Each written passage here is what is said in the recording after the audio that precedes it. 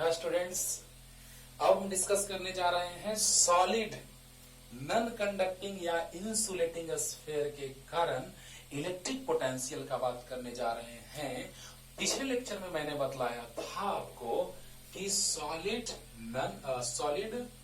Conducting sphere, hollow conducting, hollow non conducting, ये तीनों का डिस्कशन मैंने कर दिया था। पहले समझिए मेन फंडा क्या है इसका, वो सबसे पहले समझना है।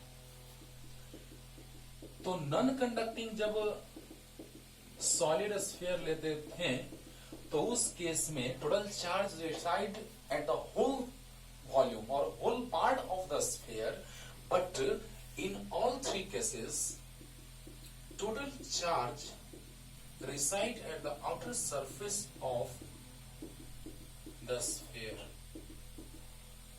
Okay? Why? इसमें तो पता है कि both are hollow sphere, so total charge reside at the outer surface.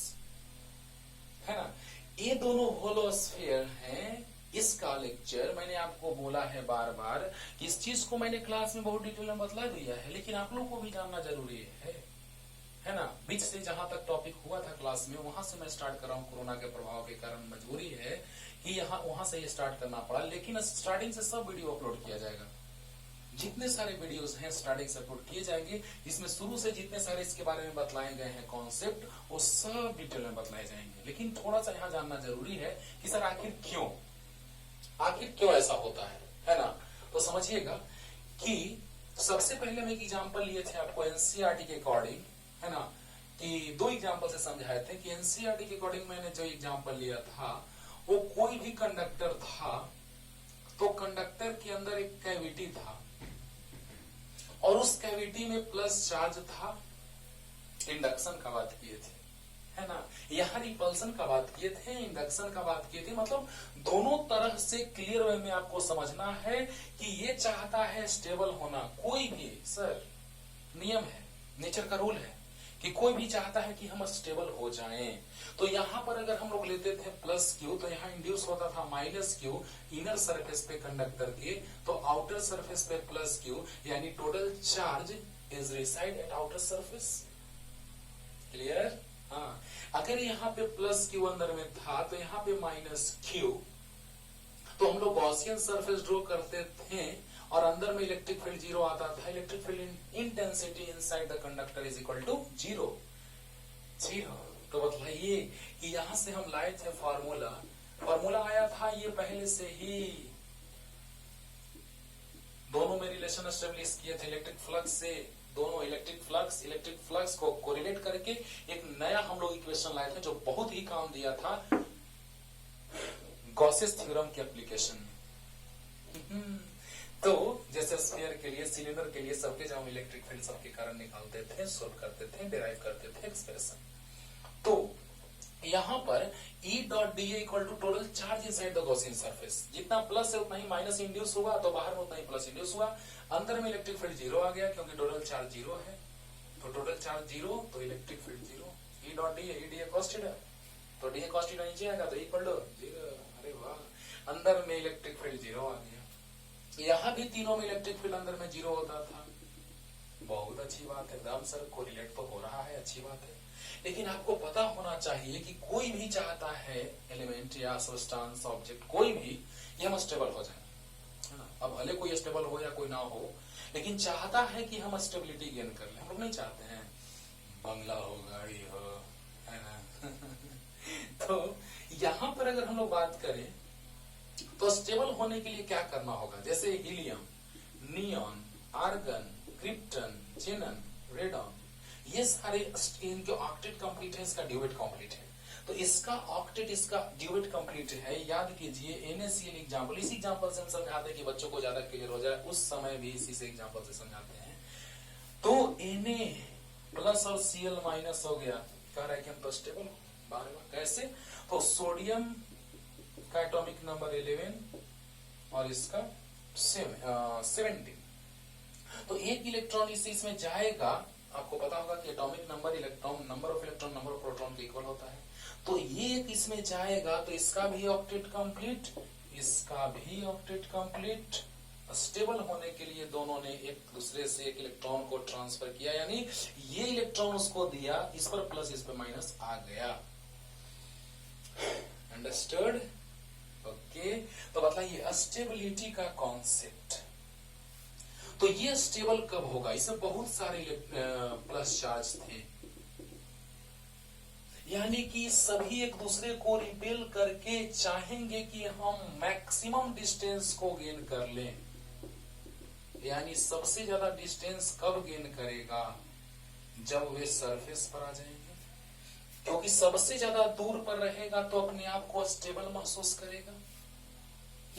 यानी कि सबसे ज्यादा दूर कब? जब वो सरफेस पे आ जाएंगे, है ना, मैक्सिमम डिस्टेंस गेन करेंगे तो सभी चार्जेस जो है वो कहाँ आ जाएंगे? सरफेस पे, यानी रिपल्सन के कारण सरफेस पे सभी आ गए, है ना। यहाँ इंडक्शन का बात हो रहा है, यहाँ रिपल्सन का, यानी कि सरफेस पे चार्ज आने के पीछे रीजंस जो है बहुत सारे हैं, और भी कॉन्सेप्ट बतलाया जाएगा, लेकिन इतना से आपको समझ में आया होगा जो हम स्टार्टिंग में बतलाते हैं जब हम सॉलिड के कारण इलेक्ट्रिक फील्ड इंटेंसिटी निकालते हैं, सोल्व करते हैं।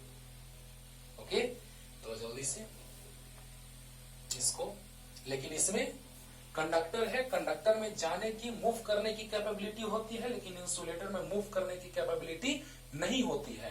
कंडक्टर में मूव करने की, इंसुलेटर में मूव नहीं करने की, तो ये बेचारे जहां हैं वहीं रह जाते हैं। क्लियर? हाँ, तो जल्दी से इसको उतार लीजिए अगर ऐसी rough sketch.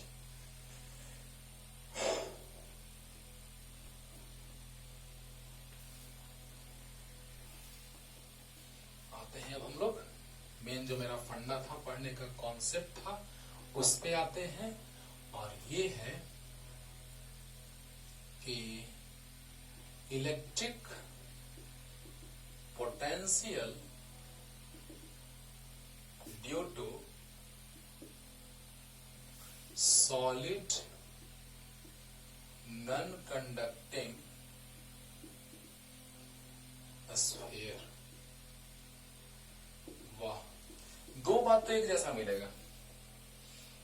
Electric potential surface के बाहर, आउटसाइड द सरफेस और एट द सरफेस, एकदम वही आएगा एक्सप्रेशन जो हम लोग कल सोल्व किए थे। कैसे? थोड़ा सा माइंड को एकदम कंसंट्रेट करके सुनिए कि जिस तरह से मैंने लाया था इलेक्ट्रिक फील्ड इंटेंसिटी आउटसाइड में और सरफेस पे, तो चाहे तो इन तीनों के कारण, इन तीनों means for solid conducting sphere, for hollow conducting sphere and for hollow insulating sphere, इन तीनों के लिए लाया था मैंने आउटसाइड में KQ by small R square, surface पे KQ बाई आर स्क्वायर। उसी तरह से आया था सॉलिड नॉन कंडक्टिंग के लिए भी आउटसाइड में KQ by small R square और सरफेस पे KQ बाई आर स्क्वायर। लेकिन इन साइड में स्टोरी बदल गया था। क्या? इन साइड में E0 आया था इन तीनों के लिए, और वहां पर ही आया था KQ R by R Q. किसके लिए? तो सॉलिड नॉन कंडक्टिंग के लिए। याद कीजिए। अब सोचिए कि यहां पर हम लोग बात करने जा रहे हैं electric potential due to solid non conducting sphere. देखा जाए बच्चों, तो electric field, electric potential due to solid non conducting sphere, इसको इंसुलेटिंग में बोलते हैं। Solid non conducting sphere at the surface is constant, comma, outside the sphere it is inversely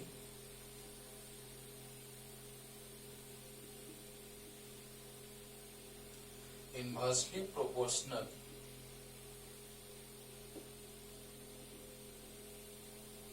to R and inside it decreases, inside it inside it decreases with distance in parabolic form from center to surface।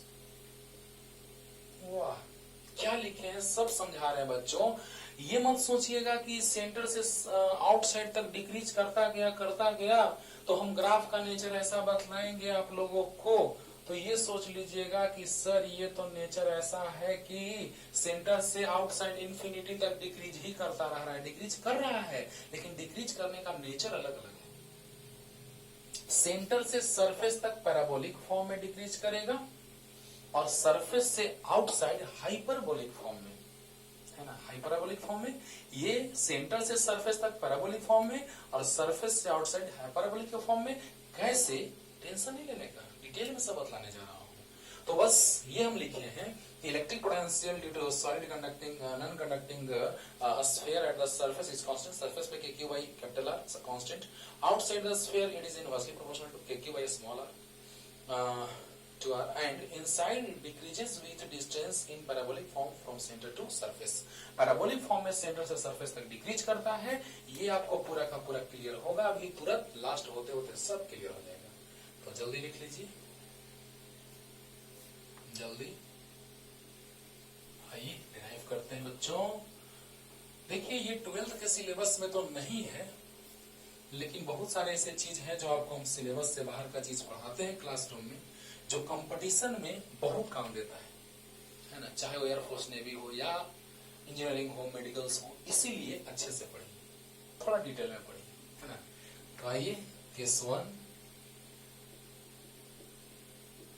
When point A is, एकदम उसी तरह से surface के बाहर और surface वाला detail में बतलाए हैं। दो मेथड से बतलाए थे। एक बताए थे कि जब small r equal to capital R हो जाएगा तो डायरेक्ट आ जाएगा KQ by capital R। KQ by small r में r को कैपिटल R के स्मॉल r की जगह कैपिटल R पुट कर देंगे तो KQ by कैपिटल R आ जाएगा। वो डायरेक्ट मेथड था और बहुत ही अच्छे से डिटेल में मैंने समझाया था, है ना, जो लाया था सरफेस पे पोटेंशियल। यानी आउटसाइड और सरफेस पे वही आने जा रहा है जो उन तीनों स्फीयर के लिए आता था, लेकिन इनसाइड में सिचुएशन चेंज हो जाएगा। ओके, तो आइए, when point A is situated outside the sphere, in this case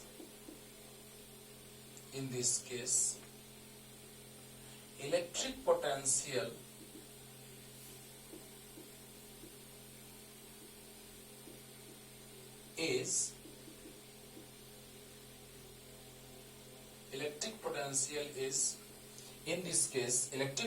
is inversely proportional to R, यानी कि V equal to KQ by R। वही आ रहा है जो कल आया था। यानी आधा टॉपिक जो आज हम पढ़ाने जा रहे हैं वो आपको लगेगा कि सर आधा तुमको क्लियर है पहले से, तो अच्छी बात है ना, आधा क्लियर है पहले से तो अच्छी बात है ना। तो बतलाइए, in this case electric potential is inversely proportional to R, यानी V equal to KQ by R। KQ by R कैसे आता है इनवर्सली प्रोपोर्शनल, जल्दी से लिखिए और डिराइव किया जाएगा, जल्दी फास्ट। वही जो कल हम बतलाए थे, देखा जाए कैसे हम सेम टू सेम लगेगा कि वही है सर, लेकिन बस फर्क यही है कि वहां चार्ज सरफेस पे रहता था सिर्फ, लेकिन यहाँ चार्ज वाह रे वाह सभी जगहों पे equally distributed, uniformly distributed, uniformly हम लोग लेके चल रहे हैं। हाँ, तो R डिस्टेंस पे A पॉइंट पे पोटेंशियल भी मान लिए, अंडरस्टूड। स्फीयर का रेडियस जो है बच्चों वो R है और charge Q equally distributed all over part of the sphere. तो यहां पर जब हम इंफिनिटी से भी इंफिनिटी 0 यानी इंफिनिटी से अगर हम लाएंगे पर तो वर्क करना पड़ता था। जैसे ही पोटेंशियल इसके कारण निकालते हैं, पॉइंट चार्ज के कारण पोटेंशियल निकाल देते हैं, तो इन्फिनिटी से यहां तक लाने में जो वर्क किया जाता था उसी के कारण पोटेंशियल डेवलप होता था। इलेक्ट्रिक पोटेंशियल कैसे डिफाइन कर देते हैं? Work done in moving unit positive test charge from infinity to a point in an electric field, है ना। Work done in moving unit positive test charge from infinity to a point in an uniform electric field or in an electric field against to it with uniform velocity or zero acceleration, याद है, is known as potential। क्यों potential? क्योंकि actually potential difference है, लेकिन infinity पे potential 0 के कारण इसे हम पोटेंशियल कह दिया करते हैं। क्लियर? तो बतलाइए बच्चों कि सेंटर से अगर हम बात करें तो सेंटर से इसका डिस्टेंस r है और सेंटर से इसका डिस्टेंस इंफिनिटी है। ये सब कुछ बातें बतला दी गई है आप लोगों को। तो वी नो दैट, याद करो, E इक्वल टू होता है बच्चों dv बाई dr, तो माइनस E इधर आएगा into dr equal to dv, तो dv equal to minus e dr। अरे वाह, ये चीज तो आपको हम बतला चुके हैं, क्लियर भी होगा। अब बतलाइए, आउटसाइड r डिस्टेंस पे electric field kq by r square.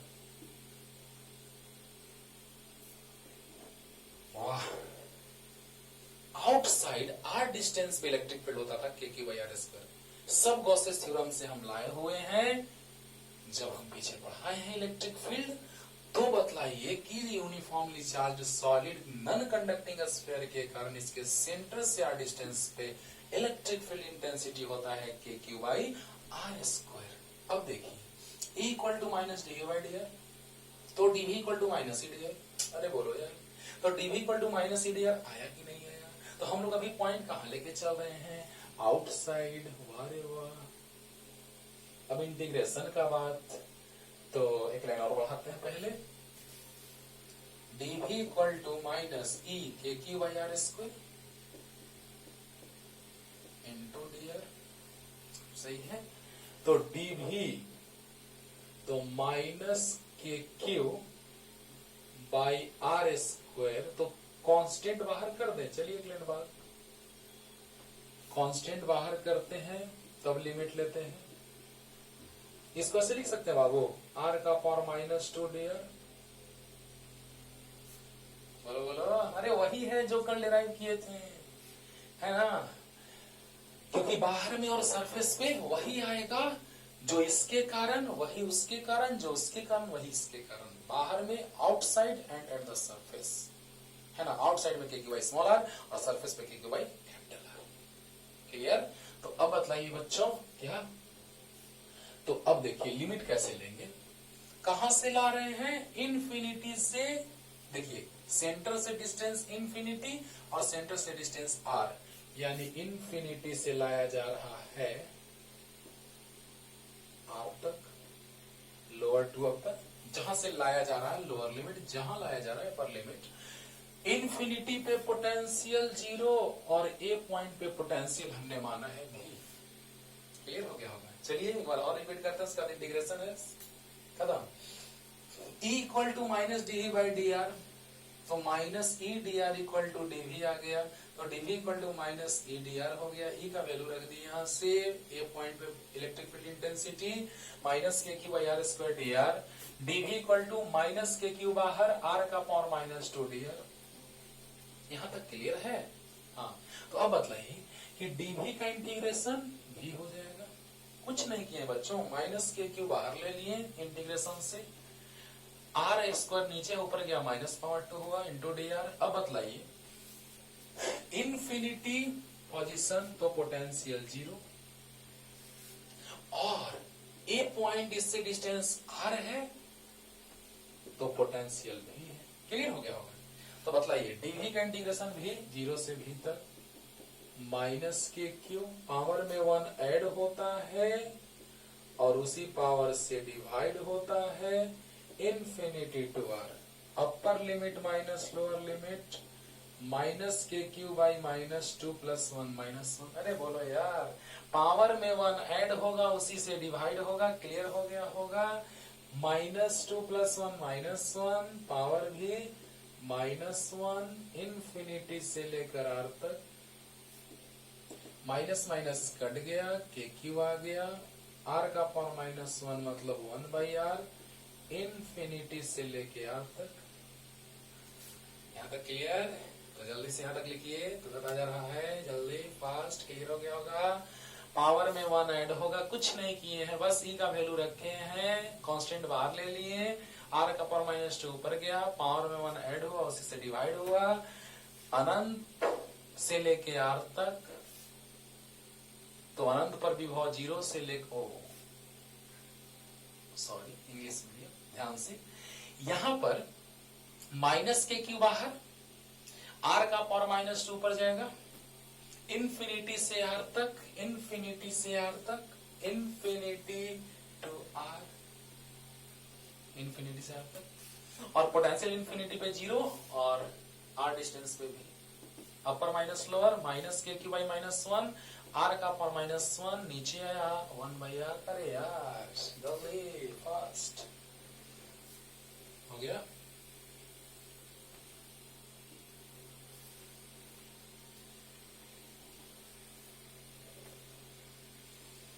अब भी इक्वल टू आ गया के क्यू। अपर लिमिट पुट कर दो, माइनस लोअर लिमिट पुट कर दो दोस्तों, इन्फिनिटी। तो भी इक्वल टू आ गया के क्यू इंटू 1 बाई आर -0। क्यों? 1 बाई इन्फिनिटी मतलब 1 बाई इन्फिनिटी 1 बाई 0, 0 ऊपर गया, डायरेक्ट लिख सकते हैं आप। तो भी इक्वल टू आ गया के क्यू बाई आर। तो भी इक्वल टू आ गया 1 by 4 pi epsilon naught Q by, ये भी लिख सकते हैं। बोलिए बोलिए। और इसी से एक और हम रिलेशन लाए थे, शॉर्ट में याद होगा वही, क्योंकि डिटेल वाला बतला चुके हैं पिछले क्लास में, पिछले लेक्चर में। तो case number 2, at the surface, at the surface क्या हो जाएगा? Small R equal to capital R. तो भी equal to 1 by 4 pi epsilon naught Q by small R equal to capital R. वाह, ये तो गला बताए थे सर शॉर्ट में। कहाँ बताए थे? बताए थे। मतलब ये derivation no tension, derivation no tension. Case number 2, at the surface small R equal to capital R, यानी सरफेस पर पोटेंशियल वही आ रहा है जो वहां भी आया था, बाहर में भी वही आ रहा है जो वहां आया था। Means outside the sphere and eight the surface of a sphere, in all cases expression is same. For outside it is equal to kq by small r, and at the surface it is kq by capital R. Understood? तो जल्दी से लिख लीजिए और आते हैं inside का बात करते हैं, जो कि बहुत ही लाजवाब है ना? जल्दी।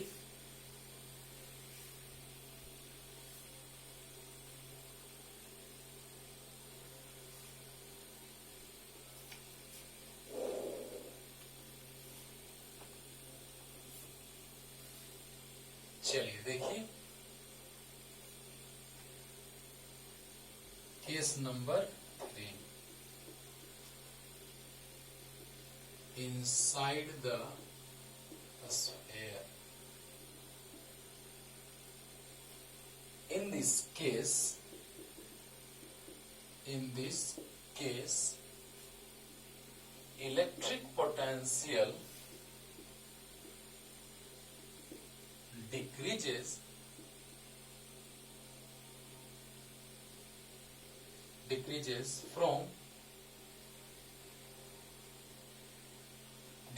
from center in this case electric potential decreases from center to surface in parabolic form, parabola के फॉर्म में, है ना। Means in this case electric potential decreases from centre to surface in parabolic form. ये हम लिख चुके हैं starting में भी, लेकिन सब केस अलग अलग चल रहा है, इसीलिए हम लिख दिए। क्लियर? तो ऐसे अभी क्लियर करते हैं वैसे, ठीक है। तो जल्दी इसको लिख लीजिए। सेंटर से सरफेस तक डिक्रीज करेगा पैराबोलिक फॉर्म में। देखा जाए बच्चों, सबसे लाजवाब कॉन्सेप्ट यही है, यूनिफॉर्मली चार्ज का डिस्ट्रीब्यूशन,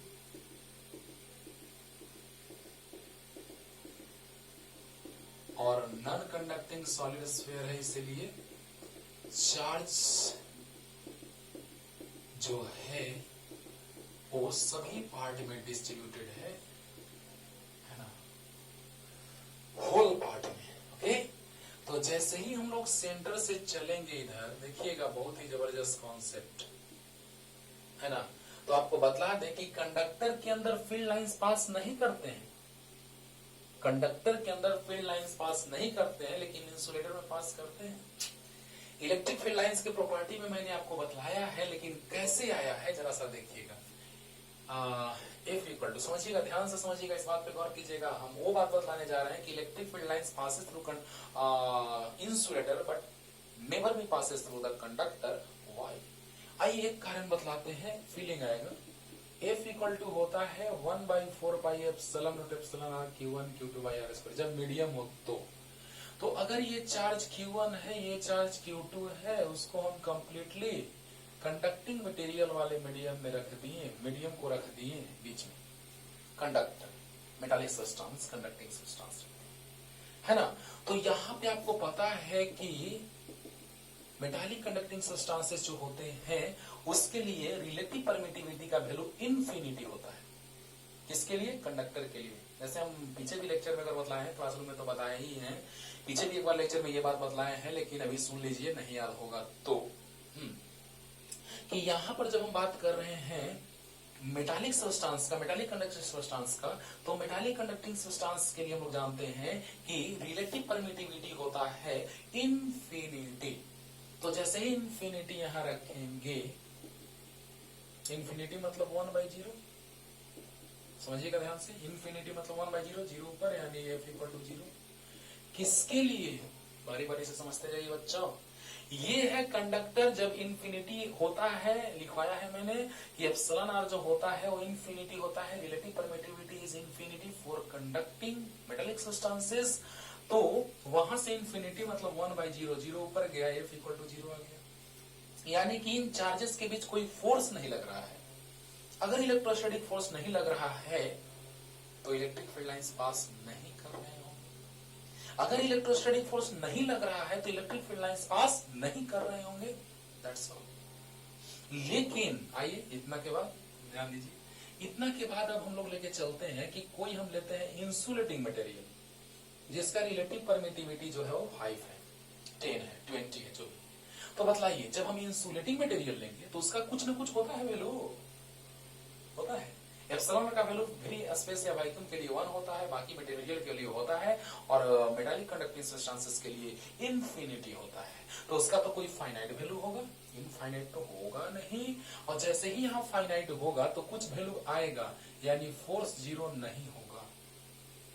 और जब फोर्स 0 नहीं होगा तो फील्ड लाइंस पास करेंगे, क्योंकि फोर्स लग रहा है।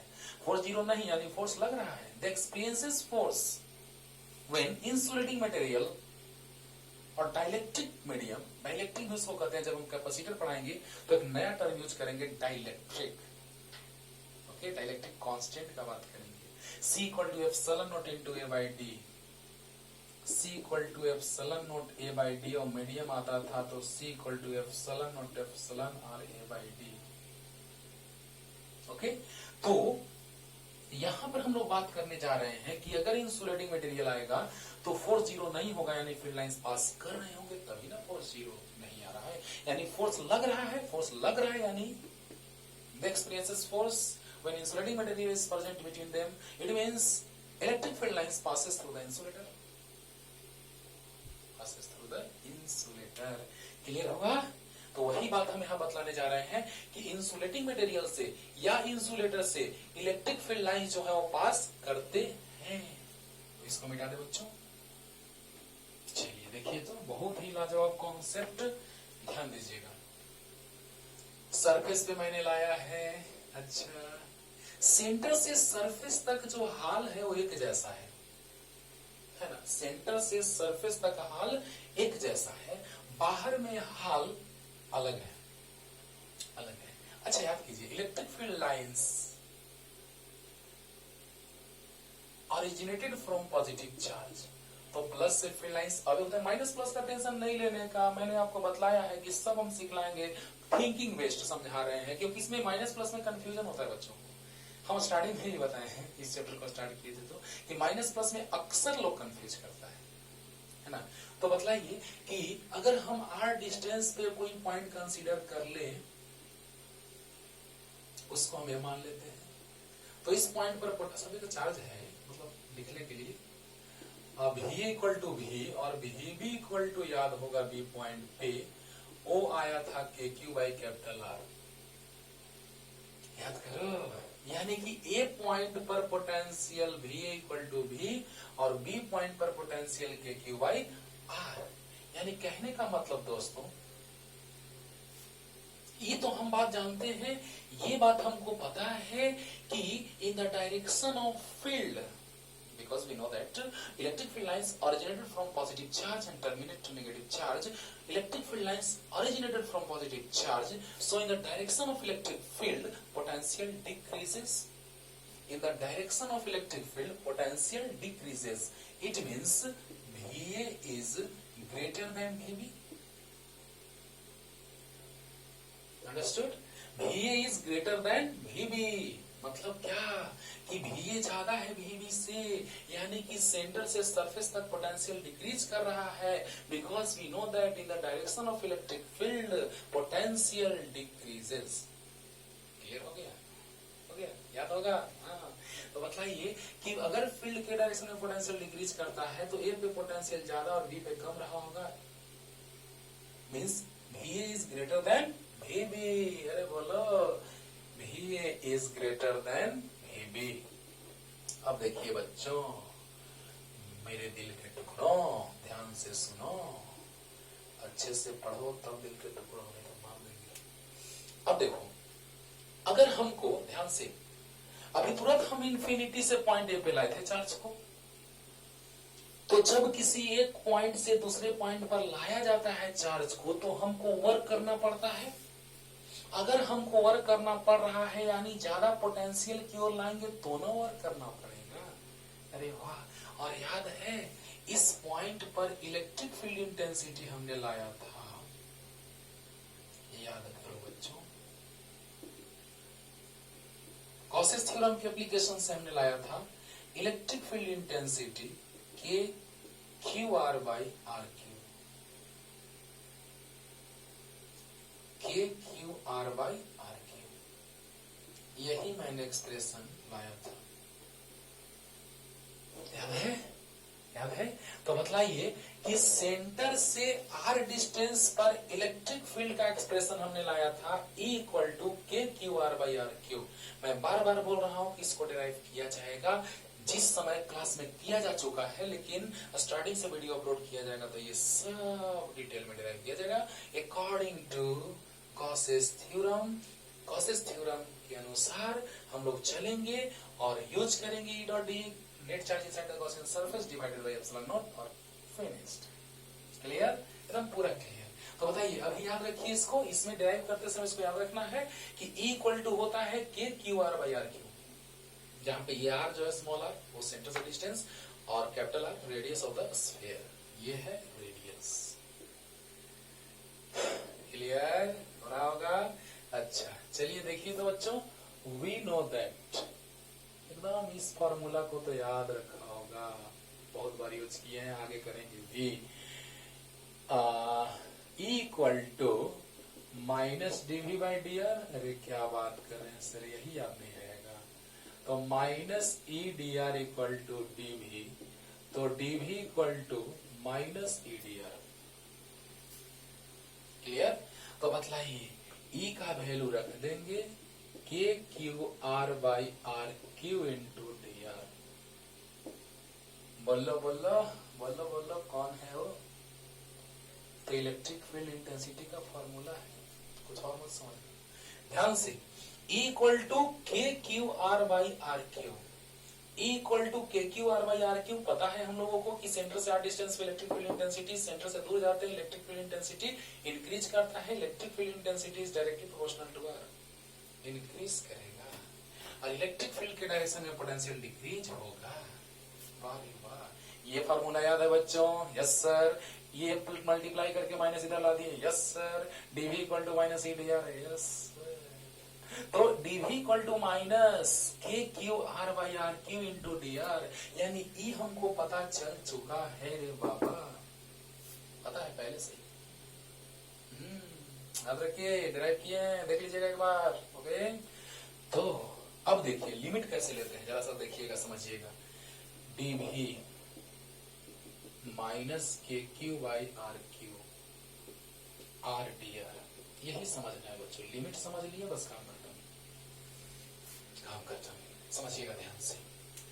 हम लोग, अच्छा, चार्ज का डिस्ट्रीब्यूशन कहां से कहां तक है? ये चार्ज कहां से कहां तक सिमिलरिटी लग रहा है हम लोग को? तो सेंटर से लेकर के सरफेस तक।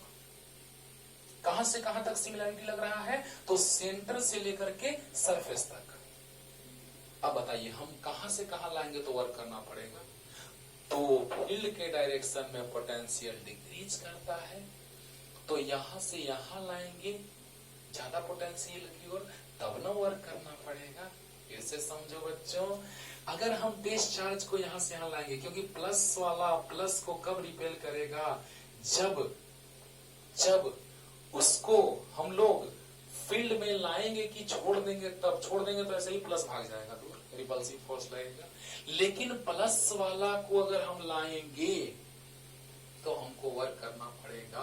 यानी पॉइंट बी से पॉइंट ए तक ला रहे हैं तो ए का पोटेंशियल ज्यादा, बी का पोटेंशियल कम, तो ए से बी तक ला रहे हैं तो हमको वर्क करना पड़ेगा। अंडरस्टूड? तो जब बी से ए तक लाएंगे तो हमको वर्क करना पड़ेगा, क्योंकि यहां से यहां तक सिमिलरिटी है। ओके, चार्ज का डिस्ट्रीब्यूशन पूरे पर है, सेंटर से सरफेस तक। तो सरफेस, क्योंकि दो पॉइंट हम बीच में कहीं नहीं ले रहे हैं, अगर दो पॉइंट लेंगे तो हमको पता ही नहीं चलेगा, फिर दोनों का पोटेंशियल नहीं पता है। लेकिन जब यहां से सरफेस तक लेंगे तो सरफेस का पोटेंशियल पता है। अरे गजब, आप ही बताइए, दो नंबर है x minus Y equal to 10, X Y दोनों नहीं पता है तो सोल्व करना आसान है, लेकिन अगर एक पता है एक नहीं पता है तो सोल्व करना आसान होगा। जस्ट लाइक दैट, अगर एक पता है यानी सरफेस पे पता है, सेंटर से लेकर के सरफेस तक के बीच में कहीं भी ऐसा पॉइंट नहीं आया जहां पोटेंशियल पता है, सोल्व करना होगा। यानी दो पॉइंट हम अंदर भी ले सकते थे, लेकिन क्यों नहीं लिए? क्योंकि दोनों पॉइंट पे पोटेंशियल का बात किया जाएगा तो दोनों नहीं पता है, लेकिन एक पॉइंट हम वो लिए जो नहीं पता और एक पॉइंट वो लिए जो पता है, क्योंकि सेंटर से सरफेस तक पूरे पर चार्ज का डिस्ट्रीब्यूशन है। माइंडेड। तो क्या हो जाएगा? हाँ, कहां से कहां ला रहे हैं? तो बी से ए पर। तो बताइए, बी पर पोटेंशियल वी और ए पर potential V equal to V मान लिए हैं। बी पर पोटेंशियल वी और ए पर पोटेंशियल वी। बी का डिस्टेंस सेंटर से आर, कैपिटल आर, और ए का डिस्टेंस सेंटर से स्मॉल आर। क्लियर होगा? ध्यान से, सेंटर से इस पॉइंट का डिस्टेंस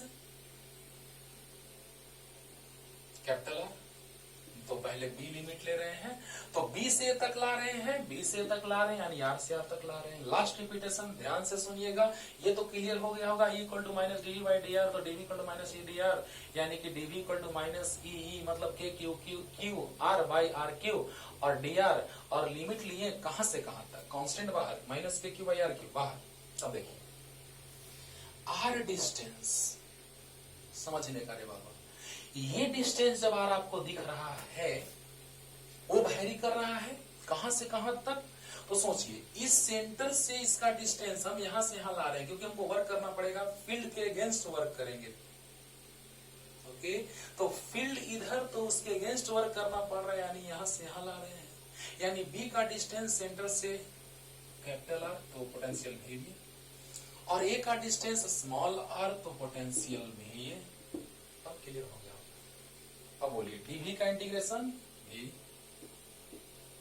वी से वी ए तक, वी इक्वल टू वी है, चलिए लास्ट में भी रख देंगे, minus K Q by R Q.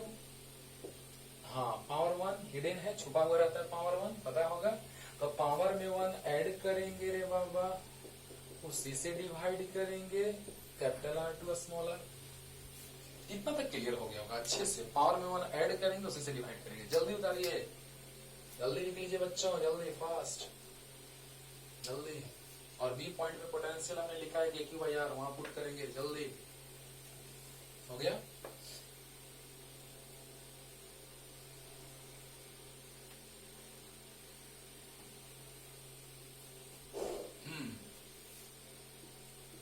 Upper limit minus lower limit equal to minus K Q by, देखिए तो यहाँ 2 आर क्यू होगा, 112, अच्छी बात है, आर स्क्वायर, आर से स्मॉल आर तक, V A equal to V B minus K Q by 2 R Q, और अपर लिमिट का स्क्वायर माइनस लोअर लिमिट का स्क्वायर, तो V A equal to K Q by R, अरे V A equal to V पता है, K Q by R surface पे, okay, और minus K Q by 2 R Q into R square, minus minus plus K Q R square by 2 R Q, square से square खत्म, एक बच गया, Q नहीं कटा है, एक बच गया है, तो K Q by R plus K Q by 2 R minus K Q R square by 2 R Q. Calculation तो किए बच्चों, भी आगे गया माइनस में, तो आर एस में प्लस में, ये ऐसे ही छोड़ दिए, अपर लिमिट का स्क्वायर माइनस लोअर लिमिट का स्क्वायर, राइट, भी equal to K Q by R, right, minus K Q R square multiply किए by 2 R Q, minus minus K Q R square by 2 R Q होगा रे बच्चा, R square से R square R बच गया रे, दोनों को एक जगह एक जैसा, और इसको उधर को लिख लिए होंगे।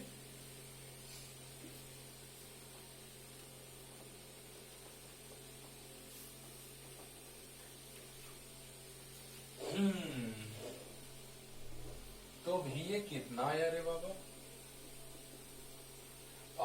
एलसीएम 2r, तो 2 K Q plus K Q minus K Q R square by 2 R Q, तो भी इक्वल टू, भी को भी माने थे, याद होगा, भी को भी माने थे, तो 3 K Q by 2 R minus K Q R square by 2 R Q, ये आ गया अंदर में, इनसाइड, ओके। जिस तरह से इलेक्ट्रिक फील्ड इंटेंसिटी का फॉर्मूला आता था थोड़ा confusing type, equal to K Q R by R Q, उसी तरह से यहाँ भी potential 3 K Q by 2 R minus K Q R square by 2 R Q आया। इस तरह से हम लोग कह सकते हैं बच्चों कि इन साइड में जो पोटेंशियल आया वो एक्सप्रेशन आया कितना, 3 K Q by 2 R minus K Q R square by 2 R Q. अब अगर हम सरफेस का बात करें तो सरफेस के साथ कोरिलेट करेंगे, तो सरफेस पे आ चुका था पोटेंशियल के क्यू बाई आर। चलिए तो कोरिलेट करते हैं, तो भी सेंटर और भी सेंटर आर इक्वल टू 0, याद कीजिए, सेंटर पर स्मॉल आर 0 होगा, स्फीयर है, धीरे धीरे रेडियस डिक्रीज करते करते सेंटर पे आ गया तो रेडियस 0 हो जाएगा सेंटर के लिए। अरे वाह, तो सेंटर पर रेडियस चार्ज 0 यानी भी सेंटर हो जाएगा equal 3kq/2r minus kq/2r q into 0 का स्क्वायर 0। क्लियर? 0 का स्क्वायर 0 आ गया, यानी क्या लिख सकते हैं, भी centre equal to 3kq/2r minus 0 खत्म, यानी भी सेंटर इक्वल टू 3/2 और kq/r, बोलिए 3kq/2r आ गया माइनस 0 का स्क्वायर 0 यानी 0 हो गया कंप्लीटली, ये 0 हो गया तो 3/2 kq/r को जानते हैं भी सरफेस।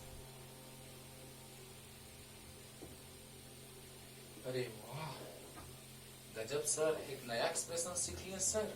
भी सेंटर इक्वल टू होता है 3/2 भी सरफेस, भी सेंटर इक्वल टू 3/2 भी सरफेस होता है, यानी आ गया भी एस इक्वल टू kq/r, भी सरफेस इक्वल टू kq/r होता है हाँ। तो भी सरफेस kq/r होता है तो भी सेंटर इक्वल टू आ गया 3/2 भी सरफेस। जल्दी से उतारिए बच्चों, क्लियर हो गया होगा, बस कैलकुलेशन किया है मैंने, एक बार देखिएगा क्लियर हो जाएगा। Upper limit square minus lower limit square minus minus minus plus, बस सोल्व किए बच्चों। फॉर्मूला गया 3kq इनसाइड के लिए 3kq/2r minus kq small r square by 2r Q, यह क्या एक्सप्रेशन, जल्दी जल्दी हो गया।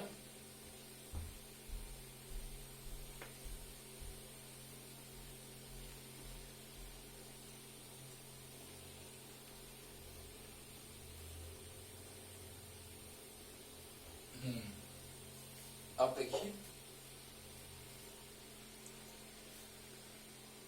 वहां से भी इनसाइड आया था 3kq/2r minus kqr square by 2r cube,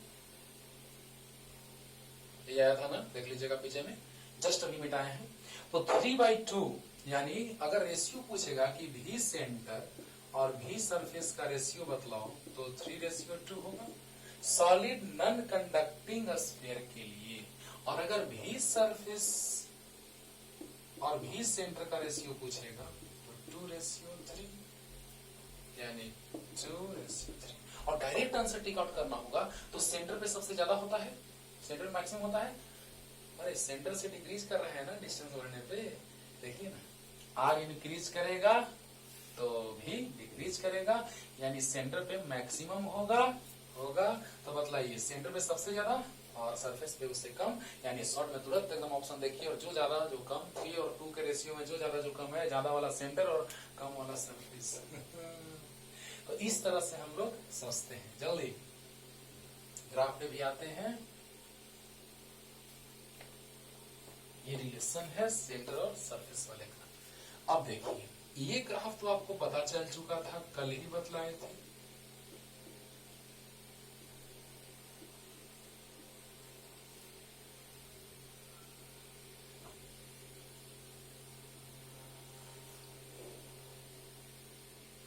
कल ही मैंने बतलाया था बच्चों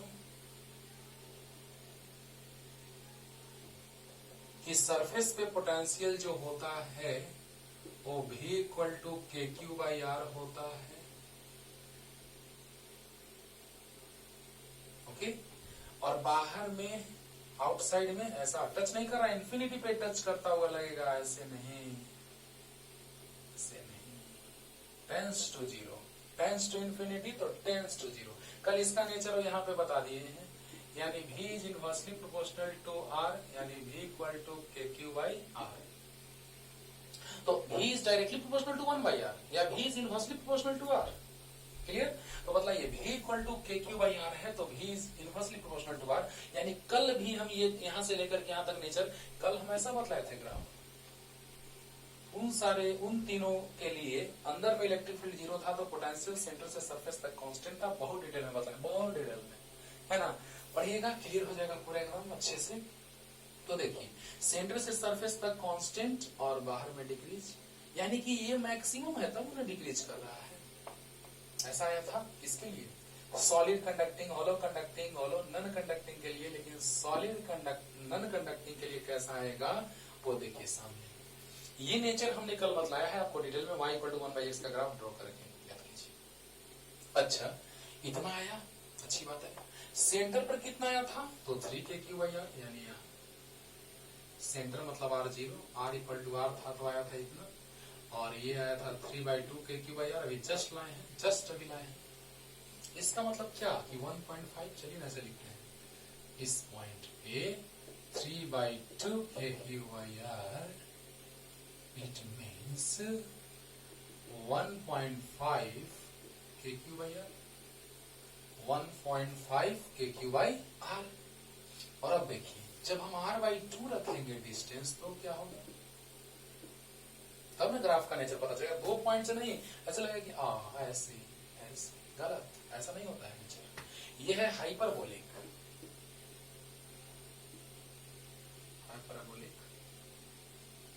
ये है हाइपरबोलिक और ये आएगा पैराबोलिक। ये नेचर ऐसा आएगा, ऐसा। लेकिन कैसे, क्यों क्यों क्लियर कर रहे हैं। सेंटर पे मैंने ला दिया है बच्चों, सेंटर में मैंने लाया है 3/2kqr ला दिया। अभी जस्ट अभी दिखलाया है यहाँ पे, जस्ट अभी दिखलाया है ना, v centre = 3/2 of v surface. तो इतना आया था सेंटर पे, ये था vc सेंटर पे। तो r0 तो सेंटर, r0 तो सेंट्रल पोटेंशियल, लेकिन r के बराबर इक्वल तो kqr आया था और बाहर में डिक्रीज करा था। ये नेचर हम बता चुके हैं कल भी, राइट। अब देखिए कैसा पॉइंट ले लेते हैं जो हम लोग ले लिए r/2। चलिए r/2 लेके चलते हैं। तो 3kq/2r, बस स्मॉल r वेरिएबल है, और r/2 का होल स्क्वायर, यानी 3kq/2r माइनस kqr² बाई 2 2 जा 4 2 जा 8 r3, यानी r² से r² कट कैंसिल, बच गया तो 8r LCM, 4 3 जा 12kq माइनस kq, यानी 11kq/8 r। अरे यार सोल्व करना यार, स्मॉल r की जगह कैपिटल R/2 है ना, ले लिए, मतलब पॉइंट लिए। नहीं होता है एक्स वाई में ग्राफ ड्रॉ करते हैं तो एक्स का वैल्यू पूछ लेते हैं तो वाई का वैल्यू पूछ लेते हैं। आप कुछ और वैल्यू ले सकते हैं। तो 11, 8 1 जा 8, 3, 8 3 जा 24, 6, 8 7 जा 56, 4 8 5 जा kqr। अरे वाह, यहाँ 1, 1.1, 1.2, 1.3, 1.4, 1.5, यानी ऐसा। देखिए यहाँ ये kq/r मतलब 1, देखिए kq/r 2kq/r 2r 2kq/r 2kq/, ये आधा है, यानी ये है kq/2r। चलिए ऐसे लेके चलते हैं, kq/2r 2kq/2r 3kq/2r, ऐसे लेके चलेंगे तो ज्यादा समझ में आएगा। यहाँ है kq/2r, अरे मेरे भाई kq/r का हाफ, kq/r का हाफ मतलब kq/2r, अंडरस्टूड। तो kq/r का हाफ यानी kq/2r, ये है kq/r। एकदम ध्यान से समझो, नो टेंशन, एकदम आराम से। सरफेस से लेके बाहर तक हम कल डिस्कस कर चुके हैं, सरफेस से बाहर तक हम कल डिस्कस कर चुके हैं। अब सरफेस के अंदर का बात हो रहा है। तो ये आया kq/r का हाफ यानी kq/2r, ये 1.5 kq/r मतलब 3/2, यानी देखिए तो 3/2 kq/r है यहाँ पे, 3/2 kq/r, इससे ही कट जाएगा, kq/r है, kq/2r है। तो बताइए ये जो आया ये 1.375 यानी अप्रॉक्स 1.4, यानी ये 1 अगर है तो ये 1.5 है तो 1.4 अप्रॉक्स यहाँ आएगा।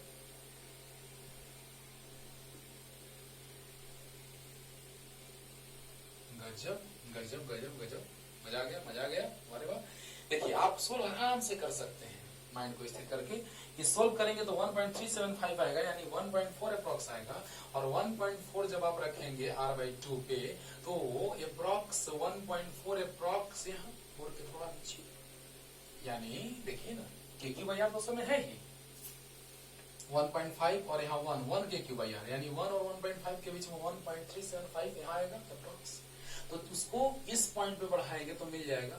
अब जैसे ही पॉइंट को मिलाएंगे, ये नेचर है पैराबोलिक, ये नेचर है पैराबोलिक, यानी पैराबोला जैसा। वो कैसे, वो भी समझा रहे हैं पैराबोलिक कैसे। ये नेचर पैराबोलिक है, माइंड इट, ये नेचर पैराबोलिक है, ये नेचर हाइपरबोलिक है।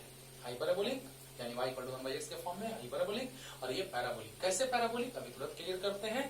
क्लियर हो गया होगा, जल्दी से उतार लीजिए। हो गया। अब देखिए छोटा सा एग्जांपल लेकर के और आपको ग्राफ का नेचर क्लियर कर देते हैं। हाइपरबोलिक क्लियर हो गया होगा, y = 1/x के फॉर्म में। और याद है भी इनसाइड आया था 3KQ/2R minus KQ small r square by R2RQ। अच्छा ये कांस्टेंट है, ये कांस्टेंट है, ये वेरिएबल है, यानी y = लिख सकते हैं, मान लेते हैं 5 minus 2x²। चलिए वही मान लेते हैं, हिंदी मीडियम में जो माने वही मान लेते हैं, है ना। देखा तो यहाँ पर कांस्टेंट है जिसको हमने 5 मान लिया, ये माइनस कांस्टेंट है जिसको हमने 2 मान लिया, इंटू r² यानी x²। देखिए कैसे पैराबोला है, जरा सा टेबल बना लेते हैं। 3 या 5 वैल्यू से पता चल जाएगा, 3 वैल्यू से अच्छे से पता नहीं चल पाएगा क्लियर, इसीलिए 5 वैल्यू से क्लियर हो जाएगा आपको। क्लियर, तो देखा जाए ये है x, ये है y, 0 पे मैक्सिमम 0, -1, -2, 1, 2। सिमिलरिटी पैराबोला सिमिलर आएगा ग्राफ। तो x का वैल्यू 0 तो y 5, x का वैल्यू 1 तो 3 - 2 यानी 5 - 2 3, और 2 रखेंगे तो 2 का स्क्वायर 4, 4 2 जा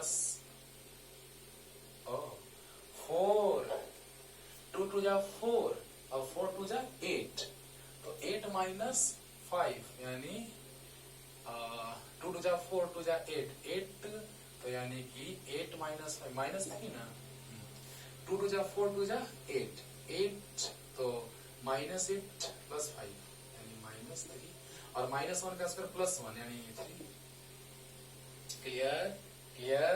अरे यार बोलो यार, 0 रखेंगे तो 5, 1 रखेंगे 1 तो 1 × 2 2, 5 - 2 3, 2 का स्क्वायर 4, 4 2 जा 8 तो 5 - 8 यानी -3, 2 2 जा 4, 2 जा 8, 8 - 5 यानी 5 - 8 -3, -1 का स्क्वायर 1, 1 2 जा 2, 5 - 2 3, 2 का -2 का स्क्वायर +2, 2 2 जा 4, 2 जा 8,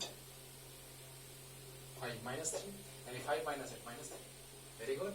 तो देखिए ग्राफ नेचर पैराबोला है, कैसे वो दिखला दे रहे हैं, तो देखा जाए। यहाँ पर अगर 0 लेंगे तो 5, 1 2 3 4 5, 0 पे 5,